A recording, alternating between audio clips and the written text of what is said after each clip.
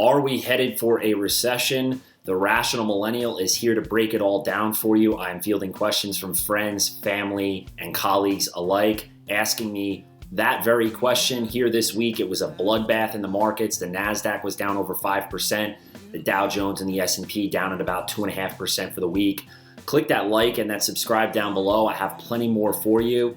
This episode, again, is going to be more based on economics and fear, kind of calming some of the fears you might have in seeing the markets turn red by multiple hundreds of points per day. Accounts are getting crushed. Retirement assets are dwindling here.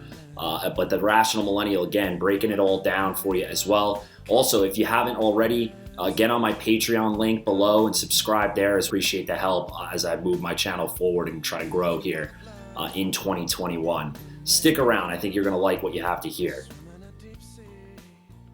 Are we headed for a recession? There is fear being drummed up in the stock market right now, and people are nervous. We have had going on a 12-year bull market from 2009, early 2009 until now. We are in what is called technically a bull market. So I have family, I have friends that are heavily invested in the equity markets. I have colleagues that are asking me, Mike, what's going on? I really don't know what to do right now. Should I sell? Should I keep buying? I'm going to answer all of that with you here today. So sit tight. 3 points that I want to make after I short form give you the answer. No, I do not believe that we are headed for a recession, and here's why. Number one, fundamentals in the equity market are still strong. The Dow Jones is trading at about 15 to 16 times earnings. Historically, that's a pretty healthy number. The NASDAQ is a little bit overheated. It's at about 30x, 30, 31 times earnings. The Russell 2000, I believe, is about 25, 26 times earnings. So those are a little bit high historically, but again, the fundamentals are still strong. There are still a lot of growth names out there that have, in my opinion, a ton of room to run. So that's number one. Number two is the stock market is afraid of inflation, higher inflation, and higher interest rates. That's why we pulled back about 1,000 points on the Dow over the last 2 weeks, and we've pulled back over 1,000 points on the NASDAQ in that same time period. So, it was a bloodbath Thursday and Friday. I know this was up a little bit. The NASDAQ was up a little bit on Friday, but it got crushed, this week.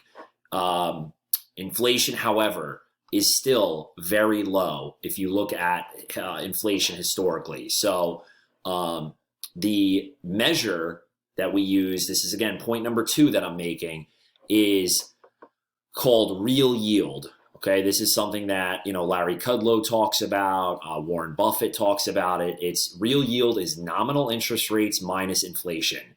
This is an indicator, a key indicator of is a recession coming. If these numbers start to really jump up, the equity markets are on edge right now. They're going to start to pull back. That's what people do. When you own stocks and you see inflation starts to really go up, it erodes companies' earnings. It hits high growth names the hardest, and people flee to safety. And where do you get safety? You get it in the U.S. Treasuries because they are 100% guaranteed. They're backed by the full faith and credit of the U.S. Treasury Department. So, but this is an indicator. So I want to just look at really quickly, going back 1 year ago, the 5-year number was negative 0.36. The 10-year was negative 0.21, and on the 30-year real yield was only 20 basis points, and that's a year ago. Fast forward to what we're looking at today. Again, drum roll. We have a real yield of negative 0.71 on the 10-year, so that is actually lower by a good margin than what we saw a year ago, and 6 basis points compared to 20. So they're both lower. So, even though we've seen a pretty big run up in the 10-year Treasury year to date, and that's what's really scaring the equity markets, is again, not that it's moving up, it's just that it's moving up pretty rapidly. All right. So that's typically a sign that inflation is going to rise. However, Jerome Powell has said, and new President Biden has said, they have to keep rates low because they're going to get crushed, right? If you're giving out all this free money, $2 trillion, they're passing an almost $2 trillion package. That's insanity. We had the biggest financial crisis in 100 years in 2008, and the bailout then was $700 billion total.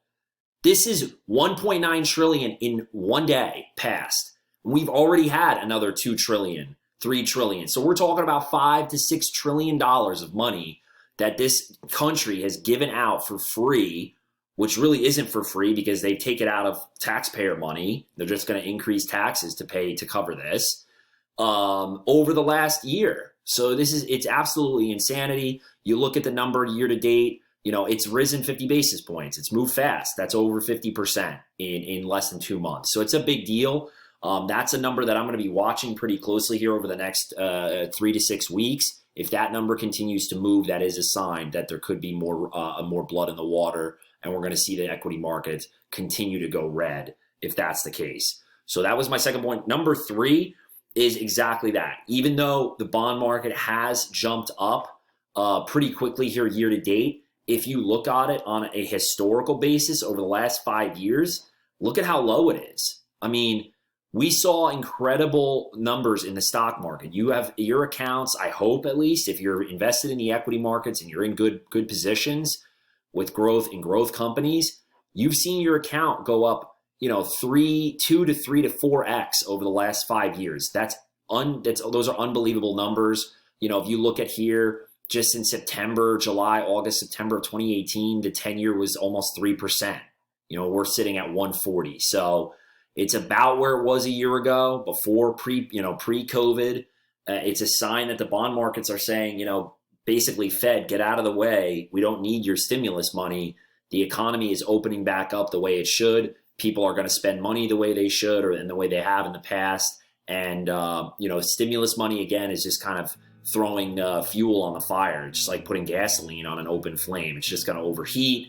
But again, they have to keep rates low because we're in so much debt as a country. If you raise interest rates, that means that debt, you have to pay back more on that debt. So it's just going to drive us further into debt, and that's not a good option. But anyway, a couple of points here that I wanted to make today because I am fielding these questions and I want to calm people's fear moving forward. Again, if you like what you heard today, hit that like and that subscribe down below. Also, check out the link to my Patreon account. I am uploading all of these videos on there as well, and I will have an exclusive newsletter going out talking about some of this stuff along with the stocks that I like moving forward that you can buy even in a pullback in the market that might have some really good potential to run up when we do see this thing rocket, which I think it will.